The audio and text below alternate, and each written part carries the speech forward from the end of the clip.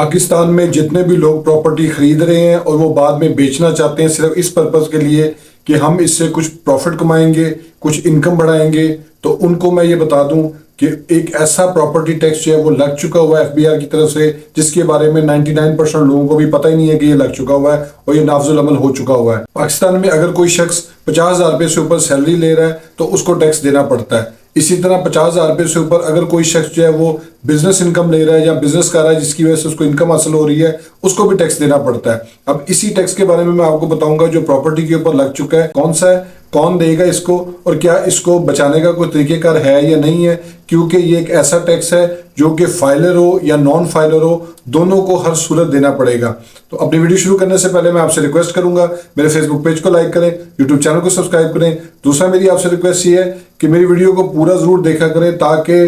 Topic से related जो भी इशू है वो आपको क्लियर हो जाए। अब आ जाते हैं अपने सर टॉपिक की तरफ कि आखिर ये ऐसा कौन सा टैक्स है जो कि हर शख्स को देना पड़ेगा जो कि प्रॉपर्टी की खरीदो फरोख्त करता है किसी भी स्टेज के ऊपर। तो इसके बारे में मैं आपको एक छोटी सी मिसाल से समझाता हूँ कि मिसाल के तौर पे अगर एक शख्स है कोई कारोबार कर रहा है तो उसको उस कारोबार से आमदनी हासिल होती है। मिसाल तौर पे अगर उसने 50,000 रुपये का या लाख रुपए का माल जो है वो सेल किया, उसमें से उसके खर्चे माइनस करके जो पैसे उसको बच जाते हैं वो उसका नेट प्रॉफिट होता है, यानी कि बिजनेस आमदनी हम जिसको कहते हैं। तो उस शख्स को उस आमदनी के ऊपर जो है वो टैक्स देना पड़ता है। इसी तरह अगर कोई शख्स जो है वो सैलरी ले रहा है जिसमें उसको 50,000 रुपये माहाना से ऊपर जो है वो आमदनी हो रही है हर महीने की, तो उसके ऊपर भी जो है वो उसका टैक्स काट चुका होता है, क्योंकि जो एम्प्लॉयर है वो कानूनी तौर पे पाबंद है उसका टैक्स काट के जो है वो उसको सैलरी दे। तो अब मैं आपको इसको इस चीज से समझाता हूँ कि मिसाल के तौर पे एक शख्स है,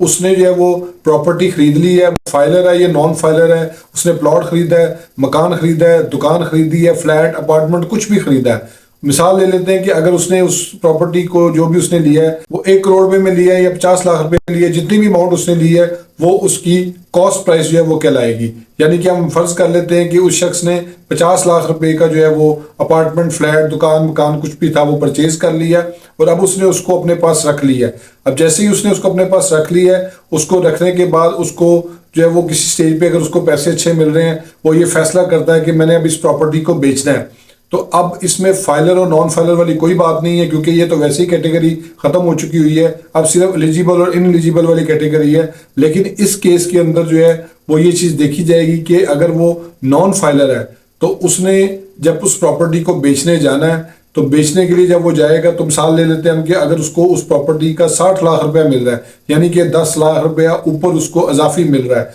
तो ये जिस तरह सैलरी के ऊपर टैक्स है, बिजनेस के ऊपर टैक्स है, जो बिजनेस की आमदनी होती है, अगर आपके कौमी मर्कज़ी बचत में या बैंक में पैसे पड़े हुए हैं उसके ऊपर भी अगर आपको बैंक को प्रॉफिट देता है उसके ऊपर भी जो आपका टैक्स काट रहा होता है। इसी तरह से आपको ये जो 10 लाख रुपए आप अर्न करेंगे इसके ऊपर जो है जो आमदनी आपकी बनेगी उसके ऊपर जो है वो टैक्स लगेगा। और वो टैक्स जो है वो 2 सूरतों में लगेगा, क्योंकि 1 जुलाई 2024 से पहले ये होल्डिंग पीरियड के हिसाब से लगता था। प्लाट, मकान, दुकान जो भी है आपके पास या फ्लैट है उसको जो है वो देखते थे कि आपने 2 साल अपने पास रखा, 3 साल रखा, 4 साल रखा। इसी तरह से अब उन्होंने इस चीज़ को ख़त्म कर दिया है उन तमाम प्रॉपर्टीज़ के लिए जो कि 1 जुलाई 2024 के बाद खरीदी जाएंगी, क्योंकि 1 जुलाई 2024 के बाद खरीदी जा रही है उसके ऊपर किसी भी हवाले से किसी भी तरह से जो है कंसेशन नहीं है। जितने की भी वो प्रॉपर्टी सेल आउट होगी उसकी कॉस्ट प्राइस माइनस करके, यानी कि 50 लाख का लिया था प्लॉट या मकान या दुकान कुछ भी लिया था उसको जो है वो 60 लाख में बेचा, 70 लाख में बेचा, 80 लाख में बेचा। और जब भी बेचा 1 साल, 2 साल, 3 साल, 5 साल, अब ये चीज़ मैटर नहीं करेगी उस प्रॉपर्टी की कैटेगरी में जो कि 1 जुलाई 2024 के बाद खरीदी जा रही है। वो जितने की बिकेगी, जितना उसके ऊपर आमदनी होगी उसके ऊपर जो है वो 15% उस शख्स को टैक्स देना पड़ेगा जो कि फाइलर है। यानी कि अब उसके अंदर जो चीज़ एक एडजस्टमेंट होगी वो ये होगी कि जो 236C का टैक्स उसने देना होगा प्रॉपर्टी को सेल करते वक्त as a filer, non filer या लेट फाइलर जो भी होगा, वो अमाउंट एडजस्ट करने के बाद उसने उस प्रॉपर्टी के ऊपर जो है वो उस टैक्स को भी अदा करना है जो उसकी आमदनी के ऊपर लगेगा जो उसने उस प्रॉपर्टी को सेल आउट करने से कमाया। ये हम फर्ज कर लेते हैं 10 जुलाई 2024 को एक शख्स ने प्लॉट खरीदा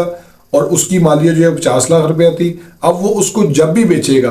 तो उसको फाइलर होने के नाते उसके ऊपर 15% जो है वो उसकी आमदनी पे जो भी उसको आमदनी होगी उस प्लॉट से उसके ऊपर जो बनेगी वो टैक्स देना पड़ेगा। लेकिन अगर वही शख्स जो है वो नॉन फाइलर है जो कि एफबीआर के रिकॉर्ड में रजिस्टर्ड नहीं है एज ए फाइलर, तो उसने अगर उस प्रॉपर्टी को सेल आउट करना है तो उसके ऊपर उसकी जो भी आमदनी होगी, मिसाल तौर पे हम वही मिसाल ले लेते हैं कि 10 लाख रुपया उसको जो है वो उस प्लॉट को सेल करने से आमदनी हुई है, तो उसके ऊपर उसको जो टैक्स देना पड़ेगा वो बिजनेस स्लैब के मुताबिक देना पड़ेगा। यानी कि जो हमारे यहाँ पे नॉर्मल टैक्स रजीम के मुताबिक जो नॉर्मल बिजनेस स्लैब्स हैं जो कि एक बिजनेस की आमदनी के ऊपर लगते हैं, उसी तरह की आमदनी का जो वो उसका होगा सेटअप, जो भी उसने उसमें अर्न किया है वो उसको देना पड़ेगा। तो होप्स आपको ये वीडियो पसंद आई होगी। मेरे फेसबुक पेज को लाइक करें, यूट्यूब चैनल को सब्सक्राइब करें ताकि लीगल टॉपिक्स पे इसी तरह एडवाइस मैं आपसे शेयर करता हूँ। Thank you for watching.